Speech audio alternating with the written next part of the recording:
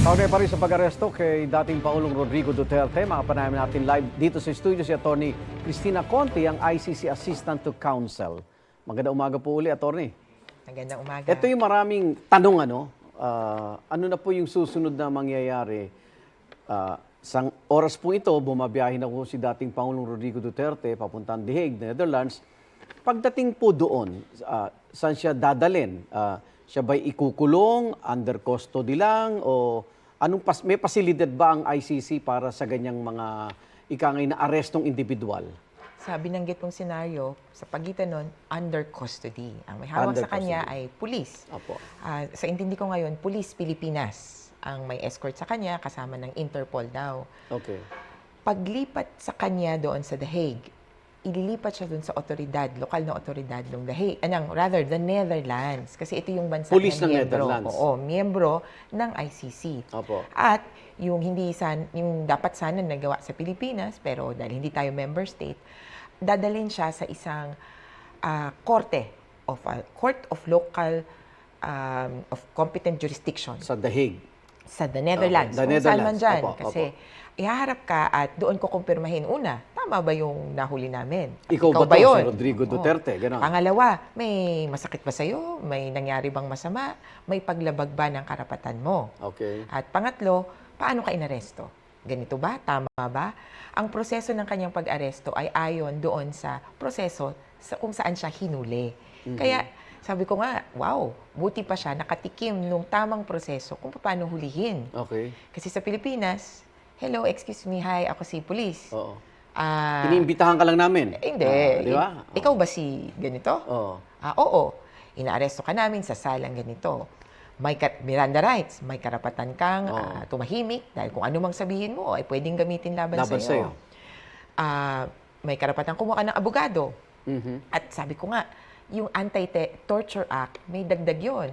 May masakit ba sa'yo? May nangyari ba sa'yo? Dahil meron ka rin karapatan na isa kumuha ng abogado.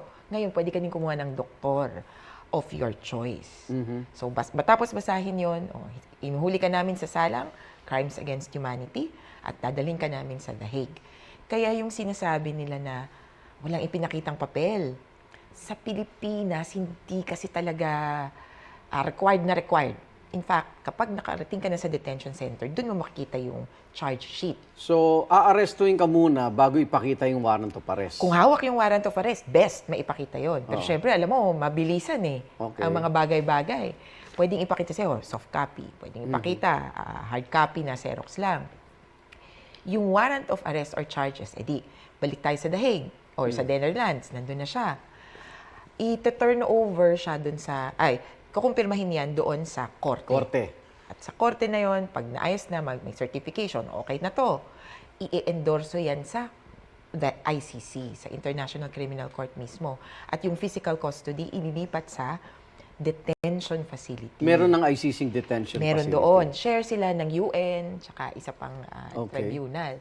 At dito sa detention facility, pagdating niya, papel ka agad ang ibibigay dyan. Sir, number 1, ito po ang charges laban sa inyo. Pwede niyong paghandaan. Opo. Number 2, ito yung patakaran ng ating facility. Kailan pwedeng lumabas, kailan pwedeng tumawag, Okay. kailan pwedeng dumalaw yung mga kasamahan mo. Ano ang medical resources na pwede mong i-access. At pangatlo, listahan ng mga abogado. Sabi namin, may pwede kang kumuha ng abogado. Sa ICC, kailangan rehistrado sa korte kung haharap. Pero pwede naman siyang kumuha ng abogado Okay. para sa abiso. Pero kung haharap ng ICC, So, ang malaga kailangan doon, may abogado na accredited. At nakakampi niya dyan si Harry Roque. okay. Pero sa ICC, at least sigurado tayo na ligtas yung kalusugan niya, no? Dahil sabi mo nga, kumpleto. Pero yung araw mismo ng paglilitis, yung crime against humanity, yung kasong kinakaharap ni Pangulong Duterte, pakipaliwanag po, itong kasong crimes against humanity, ano yung naging mga basehan po nito? Ito pa dun sa mga biktima ng EJK o yung dalawang nagpunta roon, di ba? Yung nauna tsaka itong Senator Trillanes. Sumunod nga kami, August 2018, kauna-unang pagkakataon ng biktima talaga yung humarap. Okay. At nagsubmit din kami sa ICC, Sa ICC. ng complaint and communication. Dun sa communication namin, sabi namin, crimes against humanity to. Hindi na lang to simpleng murder, homicide, widespread and systematic attacks on a civilian population. At klaro na pasok doon yung acts of murder. So, hindi na ngayon titingnan yung murder na isa lang, paano ka pinatay? Kailan ka pinatay? Sinong pumatay? Ang titingnan na nila, sino ba tong mga pinatay? Saan-saan? Widespread ba? Nationwide ba? Pare-pareho ba ng modus operandi? Ang aming teorya, yes. At mauugat mo yan dun sa sino ang nag-utos. So, hindi na lang simpleng sinong kumalabit ng gatilyo. Kaya sinong mastermind. Sa crimes against humanity, ang haharap dito ay pinaka-responsable. Okay. Kagabi po, umapila ang pamilya Duterte na dalhin sa ospital ang dating Pangulo dahil nga may sakit siya. Tumaas nga yung blood sugar, 328, no? Yung mga ganitong apila, hindi ba talaga dapat bang pagbigyan daw? Depende yan sa sirkumstansya. Kasi madaling sabihin yan, naku, high blood ako. Pero makakalakad ka ba? Tsaka may doktor ang gobyerno dun eh. Oo, kumbaga, are you fit to walk, to stand trial, ganun. Hanggang hindi ka baldadong-baldado, kumbaga delaying lang yan. Okay. Kaya pwede talaga siyang manawagan ng doktor na tingnan siya. Pero as soon as masabing, okay na, pwede ka nang lumipad. Kasi wala naman akong nakitang low blood or high blood. High blood. Or high sugar. Na baldadong-baldado. Maliban kung Kaya may pinayagan iba pang, siyang makalipad. Oo, kasi fit to travel. O doon na tayo sa dihig. Sa tingin niyo po sa ICC, gaano po, mabilis po ba ang trial? Unlike dito na, di ba, inaabot ng taon eh. Doon po ba mabilis lang? Hindi rin. Okay. Ang average na trial nila umaabot ng 8 years. 8 years? Oo, pero pinakamabilis nila 2. Syempre learning Pero curve. habang dinidinig ba siya, hindi siya makakabalik ng Pilipinas?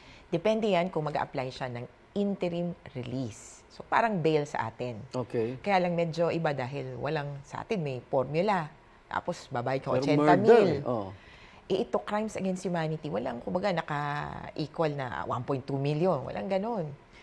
Didinggin yung request mo according to the circumstances. At pwede niyang sabihin to na may sakit ako, dapat nasa ospital ako, dapat nasa bahay ako, dapat nasa ibang lugar ako.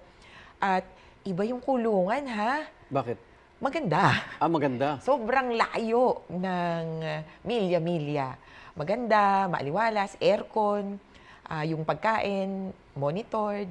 Okay ba yung pagkain natin? Dapat healthy. Kung meron kang dietary restrictions, kikilalanin yan. Diabetes siya eh.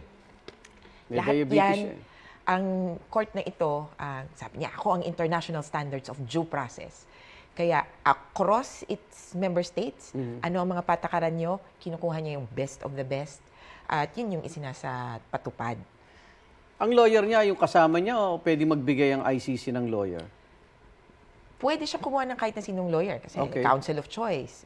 Pero kung haharap siya sa korte, yun na yung parang arraignment. Okay. May tinatawag na initial confirmation, may initial hearing tapos confirmation of charges, equivalent to arraignment. Na pagpunta niya doon, dapat represented siya ng abogado na accredited or registered sa ICC. Ganun ba? Kaya kung si Sal Panelo, baka hindi. Kung si Secretary Medialdea, baka hindi. Harry Roque. Harry Roque ba isa, no? Is Talaga? accredited. There are only 5 counsels accredited for the court. Pero, sorry, na Pilipino. Na Pilipino. Kasi lagi niya sinasabi niyo, gusto ko Pilipino kasama ko. Okay. Pero pwede siyang mamili sa 1,000 na iba pang So, pwede pala sa nationality. dihig payagan yung hospital arrest kung magre-request. Pwede rin. Pero paano si Harry Roque? May kaso rin dito sa atin. Sabi niya, Bagay, sa house eh. sabi Ugante niya, siya dito, di ba? magsasarado na yung Kongreso. So, tapos na ang kanyang warrant. Naku, maraming salamat, Attorney Cristina Conti, ICC Assistant sa kasong crime against humanity po. Itong si Pangulong Duterte. Igan, mauna ka sa mga balita, mag-subscribe na sa GMA Integrated News sa YouTube para sa iba't ibang ulat sa ating bansa.